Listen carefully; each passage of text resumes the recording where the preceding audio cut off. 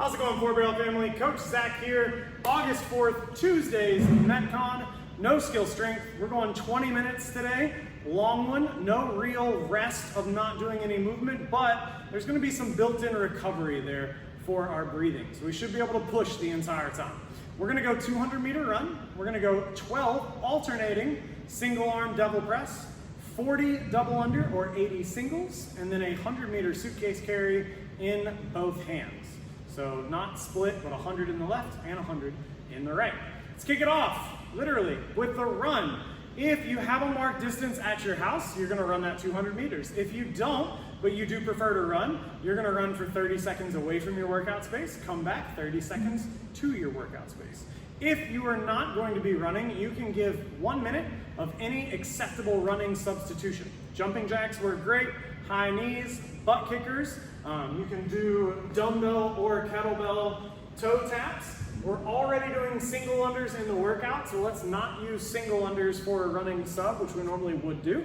But you can also do any of those shuttle sprints. Try to keep it at least 15 feet from point to point. So all those are acceptable. So 200-meter run or 1 minute of a substitution into 12 alternating devil's press. Everybody at home and in the gym seemed to like these a few weeks ago, so we're bringing them back. Let's talk about it. I'm going to show you guys a front view of this first. A devil's press, if you missed it the last time we did this, is essentially a single arm dumbbell burpee, and then at the top you're either going to do an American kettlebell swing or a dumbbell snatch. There's two theories on that, and I think both are okay. So we're going to go ahead and talk about it. In the right hand, I'm going to start with that dumbbell. I'm going to burpee down just like I would without it, but as we jump, you're going to notice I'm going to do a little bit of a lateral shift jump to land that dumbbell between my feet, and then boom, I'm right into a dumbbell snatch, or I jump right into an American swing. I'll give you guys a side view so that you can see that swing and snatch difference. So again, I'm going to drop that hand to the outside of my foot.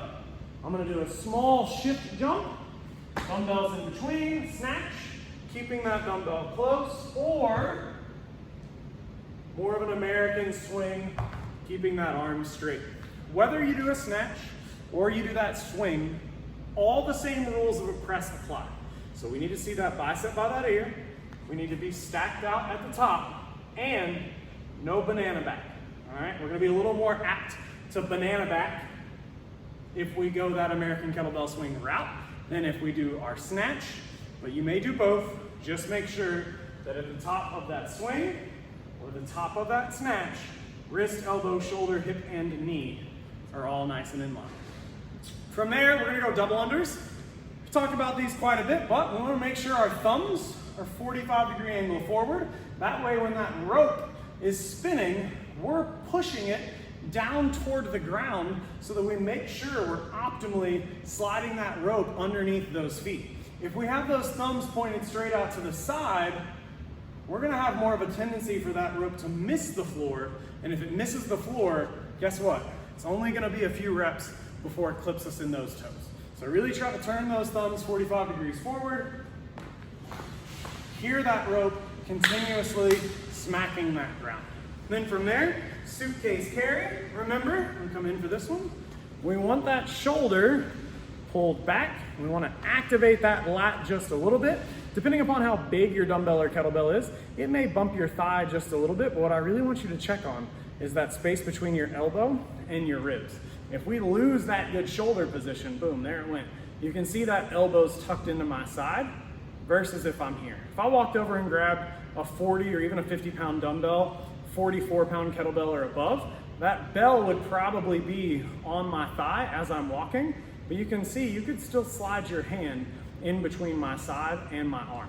That's what we're looking for. Shoulders back, there's space halfway down that bicep, all the way down to our wrist. We're staying nice and tall as we walk, and we're definitely not leaning down or trying to compensate and lean this way.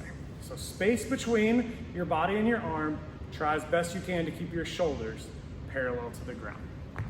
20 minutes, 200-meter run or 1 minute of a substitute, 12 alternating single arm devil's press, 40 double under or 80 single, and then ending 100-meter suitcase carry left, 100-meter suitcase carry right. I want you guys to push on the run, the devil's press, and the jump, and really focus on regaining control of your breathing during your carries. That should propel us forward to where we can move consistently for 20 minutes and our heart rate isn't through the roof the entire time. I don't know how I did this. Our heart rate's not in our throat, but it's not through the roof the whole time. Hope you guys have a blast. I will see you back here tomorrow for some front squats, some dumbbell bent over row, or max effort chin-ups if you have a pull-up bar, and tomorrow's fun Metcon. Hope you guys have an amazing Tuesday. See you back here tomorrow.